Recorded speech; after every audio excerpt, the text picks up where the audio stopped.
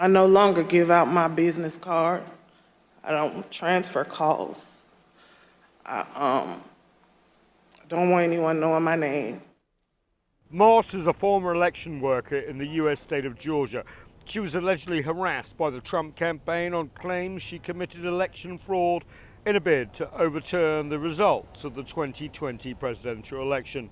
She was later cleared of any wrongdoing. Her experience makes up a small part of a 98-page indictment unsealed Monday night.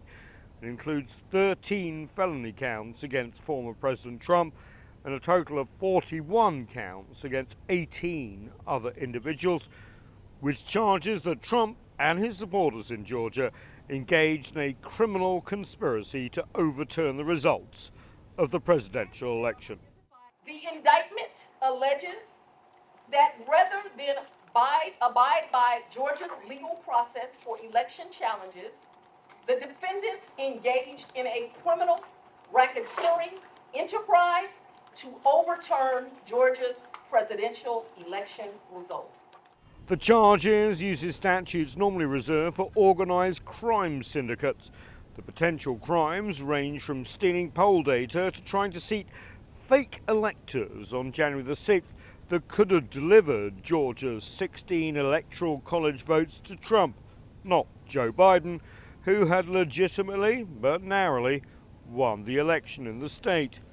Trump scrambled to overturn the results of the election, a moment encapsulated in the publicly released phone call between Trump and the Secretary of State for Georgia, who's responsible for overseeing elections, and who earlier this year gave testimony to the January 6th Congressional Committee.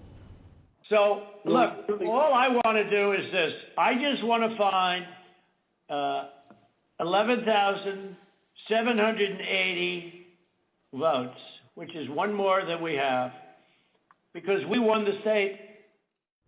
Trump denies the latest charges, writing on his social media account partly. So the witch hunt continues. 19 people indicted tonight, including the former President of the United States, me, by an out-of-control, very corrupt district attorney who campaigned and raised money on "I will get Trump." The former president has now been indicted 4 times in the past 5 months. He faces up to 20 years if convicted of the Georgia charges, and former close associates such as former Chief of Staff Mark Meadows and personal lawyer Rudy Giuliani are also charged, raising the possibility of prosecutors securing the cooperation of Trump allies. Trump, of course, is fighting back, portraying himself as a martyr targeted by a partisan legal system. He's raising millions in campaign donations too. But there's one big problem for the former and potentially next US president, is that Georgia is charging him with state crimes. As president, he would not be able to pardon himself or shut down the investigation. Nathan King, CGTN, Washington.